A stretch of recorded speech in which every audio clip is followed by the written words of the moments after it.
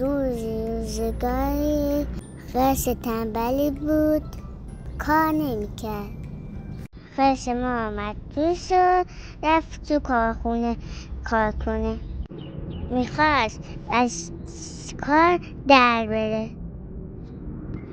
چیزی مرخصی بگیرم بپرسم بذار. رفت تا رسید آقا روباه. سلام آقا روباه. آقا روباه اومد جلو گفت سلام. خرس اومد جلو گفت قانون مرخصی رو میگی؟ من در مورد مرخصی استحقاقی بهت میگم. مرخصی استحقاقی برای کارمندای رسمی و پیمانی و قراردادی کلا 60 روزه که 30 روز ذخیره میشه. استفاده از مرخصی استحقاقی دست خود کارمنده و اصلا نمیخواد از رئیست اجازه بگیری. حد اکثر استفاده از مرخصی در 1 سال تقویمی 8 ماهه. همینجوری حرف میزدن زنبور اومد جلو گفت سلام. چرا دروغ میگی؟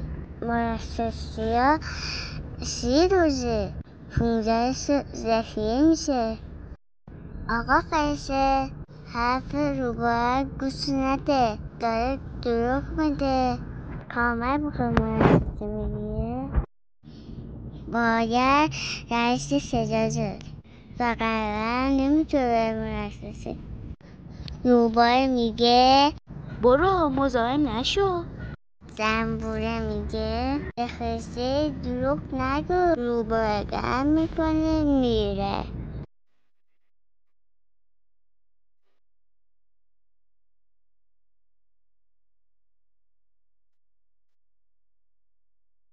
وقتی روباه رفت زنبوره گفت قرار مرخصی زایمان باید خانم گاوه بپرسه. برو پیش خانم گاوه، اون تازه زایمان کرده، بهت توضیح میده همه چی.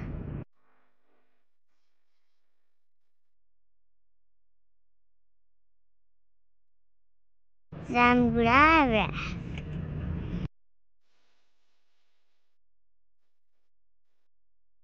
آقا خرسه رفت پیش خانم گاوه. استید خانم گاوه. سلام. سلام. میشه مرخصی زایمان بگی؟ بله میگم مرخصی زایمان برای هر بار 9 ماهه، اما اگر 2 قلو و بالاتر داشته باشی 12 ماهه. اگه کارمندی خدایی نکرده بچهش مرده به دنیا بیاد کلن 2 ماهه. تازه اگر کارمندی نوزاد شیرخواره رو به فرزندی بگیره هم مرخصی زایمانش 9 ماهه. بعدش هم مرخصی زایمان جز سنوات کارمندا حساب میشه. چه جالب.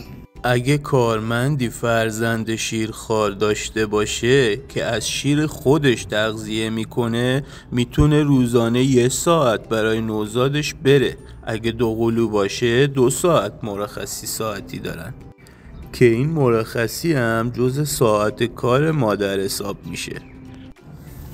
من هرچی بود بهت گفتم، حالا برو پیش پیرمرد. مرسی، خداحافظ. آقا خرسه رفت. خانم گاوم مشغول چرا شد.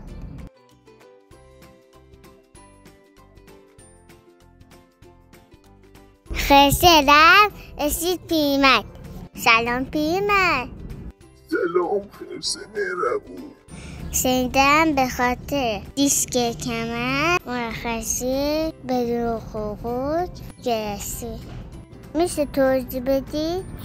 آره چند وقتی دیسک کمر گرفتم. من ماهی 3 روز با گواهی پزشکی استعلاجی میگرفتم. اگر بیشتر میشد به کمیسیون پزشکی مدارکمو میفرستادم و اونها مریضیمو تایید میکردن.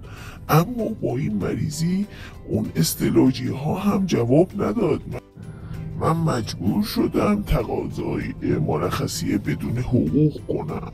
اول گفتم باید مرخصی های استحقاقی مو استفاده کنم، پس منم الان دارم مرخصی استحقاقی مو استفاده میکنم تا برم سراغ مرخصی بدون حقوق.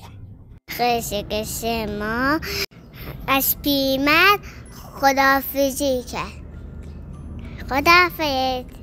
شما رفت جنگل برف رسید. روی پشت صدا رسید. برگشت. یه خرگوش دید تو دستش یه چوب جادویی بود. اینم چوب جادویی این بر اون بر میاد. بهش گفت میتونی یه کاری کنی؟ من سرکار ندارم. خرگوش گفت بله میتونم. کلا منو گل کن. خرگوش گفت اگه